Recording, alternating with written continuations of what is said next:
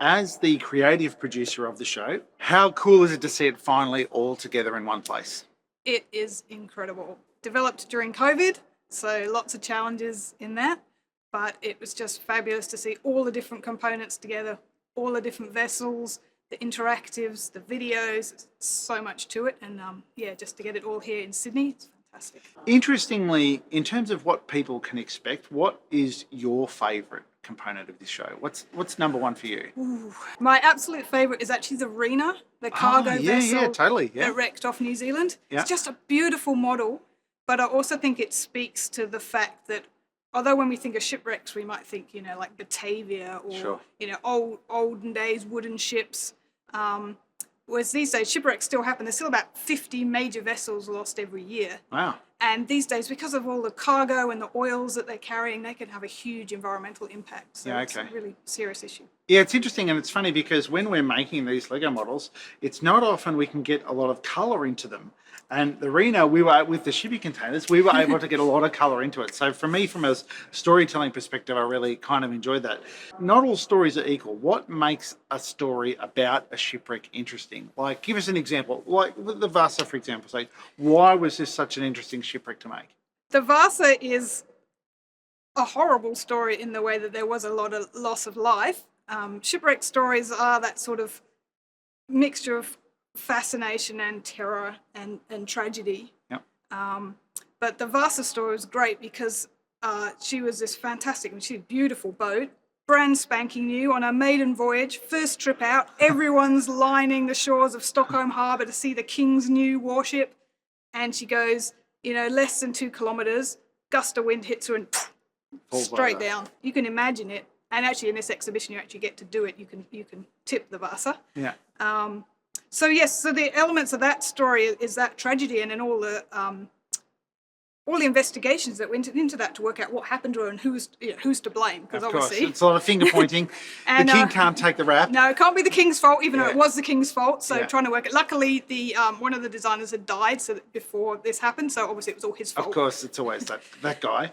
But then there's the story of how they found the wreck, and Vasa unusually has actually been raised. Right. From the seabed. A lot of wrecks these days we leave in place and study them where they are. Yep. But the Vasa has actually been raised, so that's an amazing story as well, as like how you get this vessel back up. Totally, yeah, so interesting. And it's funny, I mean, obviously I learnt a lot about the model, having to make the model itself, about its shape and its form and what went on, how they added the bits that ultimately caused it to capsize. The myth, if you like, of the story of what happened versus what archaeologists and marine archaeologists were able to actually determine what happened. Was there a disconnect? Because, let's be honest, a yarn grows legs usually over time. Were they able to validate, or what sort of happened between the two? Yeah, I think because there are so many eyewitnesses of the Vasa wrecking, unusually, because a lot of time the only people, they might all have been killed. Yeah. You might not know what happened to a wreck. So with the Vasa, it's probably not so much of a mystery. In the exhibition, you can actually try that out for yourselves there's an interactive where you can actually try and balance the Vasa by putting in the extra cannons and see if you could have made a stable version of Vasa. Yeah. It's very tippy. Yeah. So that's what we're allowing people to do, is to sort of see incredible Lego models and find out about these stories. But there's also other sorts of interactive exhibits where they can test out things and practice being maritime archaeologists and learn all about the stories through other. What's the one Easter egg that people should definitely check out? What's the least known thing that they should make a beeline to? I think the Pandora is a fascinating story. Very macabre. Very macabre. But little well known, but it's an Australian story, so is it wrecked on the Great Barrier Reef. But the Pandora was actually the vessel that was sent out to try and track down the Bounty. Indeed, another macabre story. Another macabre story. Yeah. So Captain Bligh gets back to the UK after amazingly surviving, and says, mutiny. And so they dispatch Pandora to go and find the Bounty.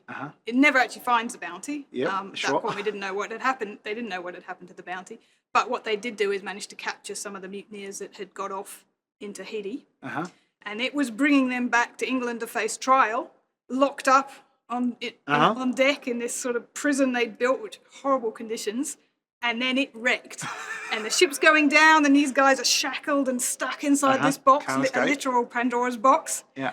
And then luckily one of the crewmen did sort of quickly unlock the latch, and almost all of them got out. Yeah. And so these poor guys have gone through a mutiny, arrest, shipwreck. Then they have to survive this open boat voyage till they can get rescued. Yeah. And then they go back to UK and get tried for mutiny. Yeah. One poor guy who was on the Bounty and then was kicked off with bligh and was in a small boat and made it back to England. He was then sent on the Pandora because he would recognise the mutineers. So then he went through it all again. That's hilarious. Anyway, awesome stories, and each one of these models has a great story. Thank you so much for helping bring them to life. I learnt so much, and hopefully everybody does too. Thank you very much, and thank you for your amazing building. Like these are incredible. They bring the stories to life. Hopefully, team effort. Thanks, Sam. Thank you.